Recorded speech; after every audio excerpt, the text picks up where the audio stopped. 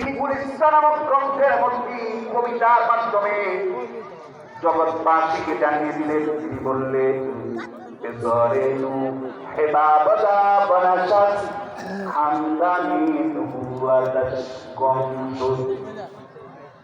শেখ সাদি তিনি বলছেন, আল্লামা শেখ সাদি সিরাজি নূহ আলাইহিস সালামের ছেলে কেনান নবীর ঔরস থেকে জন্মগ্রহণ করেছে,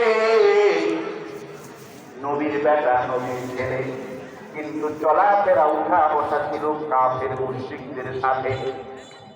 ঈমান তার নসিব হয় নাই।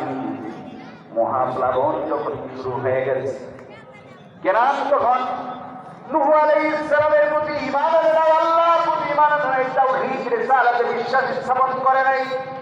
সে ছিল আল্লাহর দ্রোহী, বেঈমান, কাফের।